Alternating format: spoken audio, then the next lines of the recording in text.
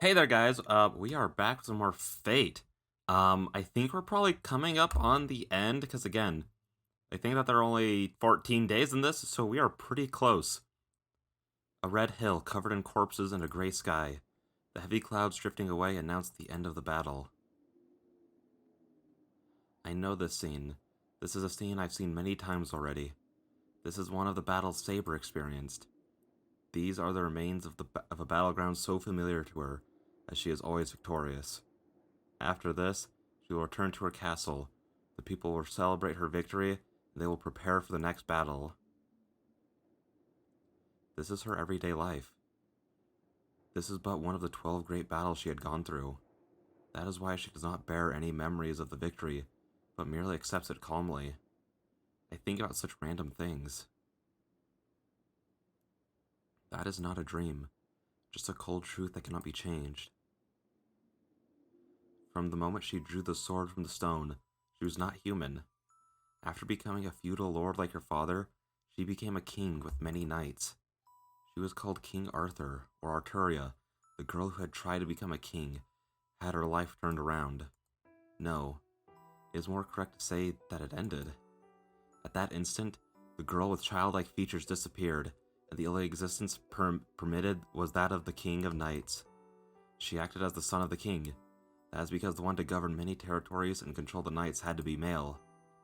The only ones who knew that the king was just a girl were her father and the Magus.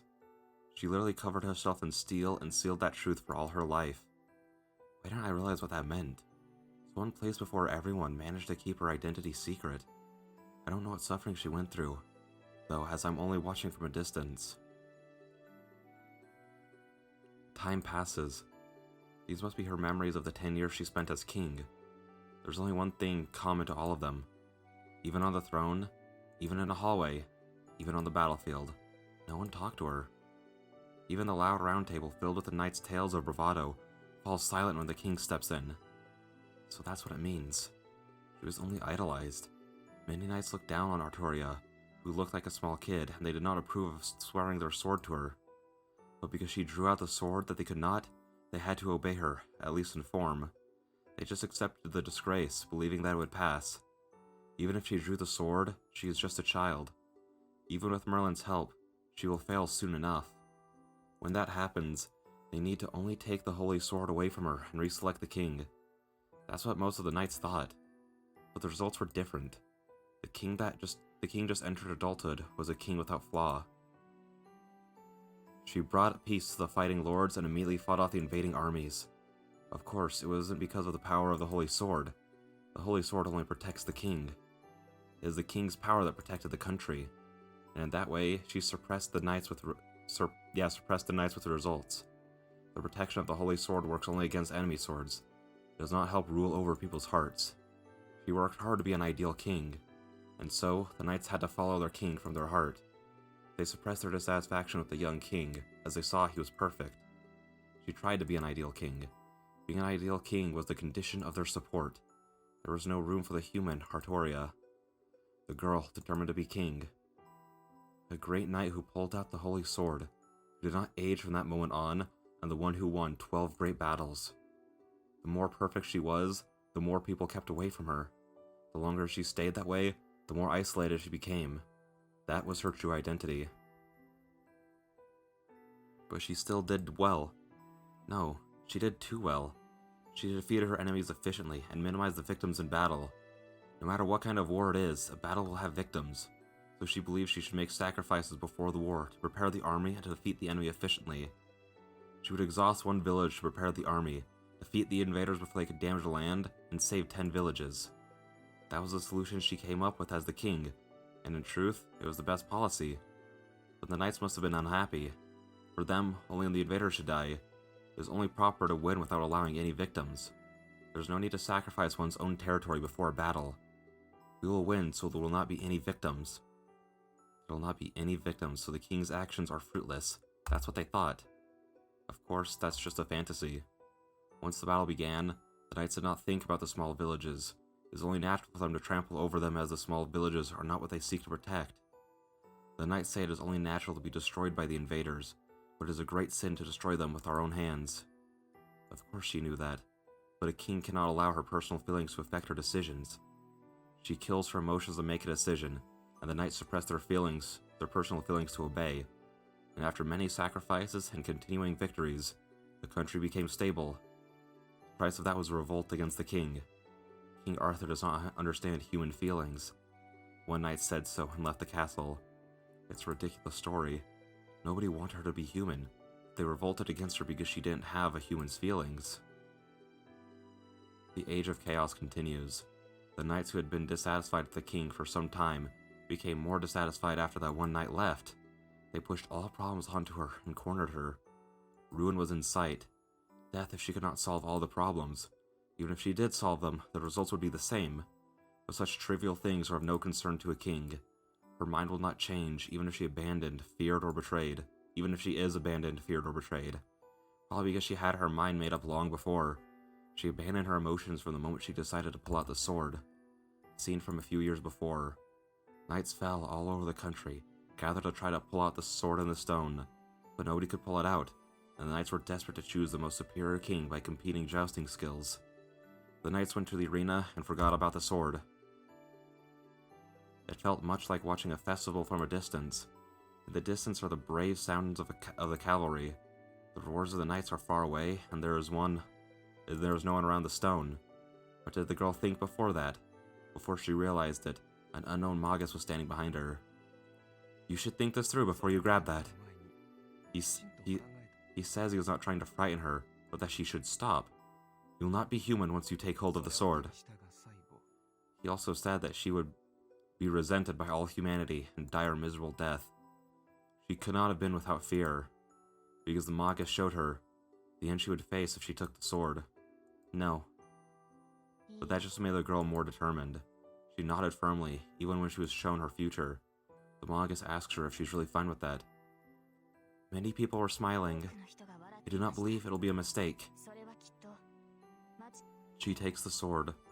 The Magus turns her back. A miracle has a price. In exchange, you will lose the thing most important to you. And leaves those prophetic words. That's right. The girl only wanted to protect everyone. But to do so, she had to throw away the emotion of wanting to protect people. Because one cannot protect a country as king if one has human emotions. She accepted it and pulled out the sword. She accepted it and swore to live as the king. So her heart would not change even if she was abandoned, feared, or betrayed. She threw away her heart. The young girl decided to protect in exchange for it. Who would ever know of such sublime oath? She chose to fight. No matter what, she still chose to fight, even if there was inevitable solitary ruin waiting at the end. And the end was this, the Battle of Kamlan. One knight usurped the throne while King Arthur was on a campaign. Her country split into two and a war began. In the legend, it is said that knights and chivalry were utterly destroyed. She slashed away the knights that once followed her and attacked the land she once protected. The knights who sided with her died and her body was crippled. There's nobody around her. That's normal. Nothing has changed. The only thing in her heart is her pride as the king. She knew of this end. But she still ran through her life because she believed something came of it. That's why she has no regrets. If there is one regret, it is that this country is in ruin. She raises her eyes. She might be able to see the distant castle from this hill. But all that's there is the remains of a battle, a deep forest, and a lake she must return to. Yes, the hill she ran through is now a wall she cannot climb over. Strength escapes her shoulders, and for the first time, the girl lets go of the holy sword of her own will. And that is the end. It's only natural for the dream to end there, because that is the end of her memories. So this is one end that cannot be changed. She worked so hard, she was resented, and she was betrayed. No one ever realized that she loved the people more than the country, and she was always the merciless king. She was never rewarded or understood. On the Red Hill of Swords, the solitary girl who was always betrayed is about to face death.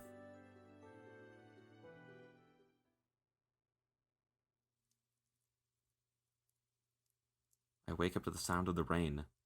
It's morning? I hold my shaking head and get my body up. It's not 6 yet. The sound of rain from outside isn't that loud. It's not a shower or a drizzle, just normal rain.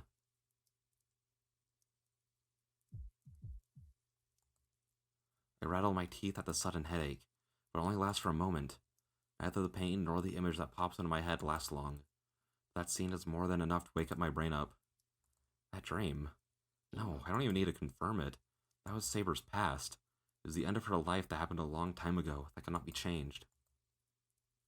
Before I realize it, I'm gritting my teeth. It's making a sound. Somehow I'm really angry. I grit my teeth loudly and suppress the urge to have a fit. Damn it, what was that? Just remembering it makes me mad. Her past, her thinking nothing of it, and me thinking the dream was nothing. I don't like it. I don't know what I don't like about it, but I just don't. I hate it. I don't want that. The life was unfair no matter how you look at it. Such a life is wrong. She only wished for others. She did not wish anything for herself in return. She worked so hard, but nobody knew about it. That pisses me off. It's just too unfair to her. That's right. If she worked harder than anybody else, she should be rewarded the most. She has to be rewarded for all the things she's done. But what can be done now? Can I just tell her that she did a good job? Praise her that she was great? Of course not. Such easy words won't fix anything. I know. There's only one answer. That's right. If she's to be rewarded, her life must be repaid. The girl called Arturia has to become happy in proportion to how much she has fought. But what can I do? My train of thought stops there. I don't know how to make people happy. That makes me realize my own distortions. I've been living trying to be a superhero, but all I've been doing is lending people a hand. I believed everybody around me would be happy if I helped others like that. No. I couldn't move forward with pride unless I believed that. Helping someone and saving someone are essentially different. I can't think of a way to reward Saber because I don't know what the difference between the two.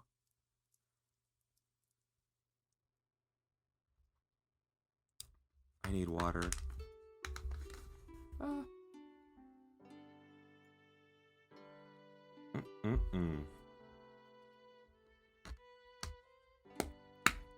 The breakfast table is the same as always. Saber and Tosaka must be adaptable, as they already seem to be used to Ilya's presence. So, what are you gonna do now, Shiro? There are 3 masters left. It's not like the Holy Grail War can go on forever, so you should start acting. And it's pretty pitiful to always give the others the initiative. Tosaka is right. My body is fine, and Saber is healed. Yesterday should be the last day of rest. You're right, but even if we are to act, it'll be an evening. We'll do the same thing as always while the sun's up. Seriously? Well, I guess it doesn't do any good to walk around randomly when you don't know anything about your opponents. When you're going to get beaten up by then you're going to go get beaten up by Saber again? Training with Saber. That's the usual task, and it's natural for a master to prepare for battle.